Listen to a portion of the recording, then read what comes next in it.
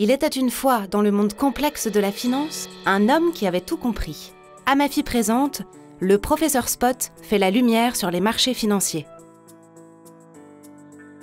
Aujourd'hui, je vous emmène dans les coulisses des marchés financiers, et plus particulièrement des solutions proposées pour se financer et couvrir ses risques. Vous êtes confortablement installés? C'est parti!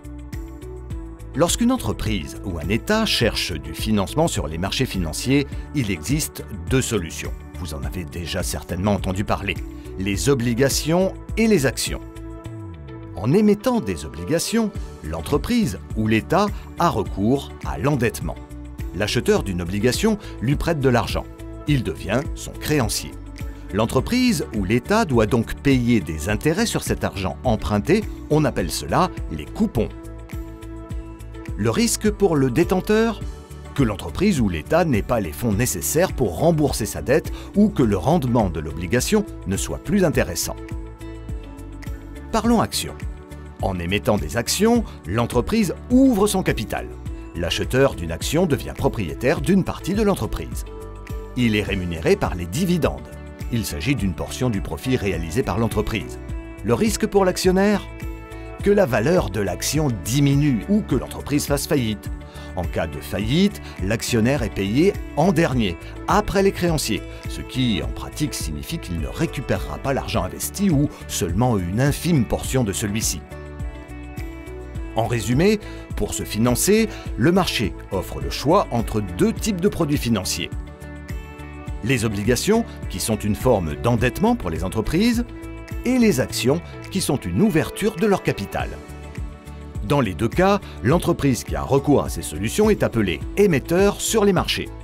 Maintenant que l'on sait comment une entreprise peut se financer, découvrons comment celle-ci peut se protéger de certains risques. Elle va avoir recours aux produits dérivés.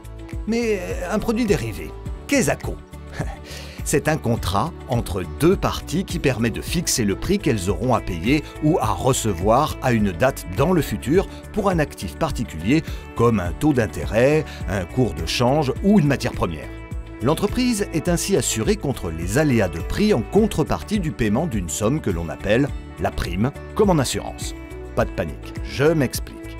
Prenons l'exemple d'une entreprise européenne qui attend le paiement d'une facture en dollars par un client américain dans 3 mois. D'ici là, le dollar peut valoir moins en euros car son cours fluctue. Pour couvrir ce risque, l'entreprise peut choisir d'acheter un produit dérivé qui va fixer le cours euro-dollar au niveau qu'elle souhaite.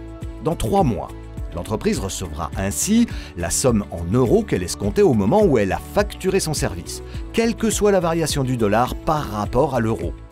En résumé, le produit dérivé permet aux entreprises de se protéger contre les risques de fluctuation du prix d'un actif. Ces instruments se négocient sur des marchés, soit organisés, soit de gré à gré. Mais ça, c'est une autre histoire.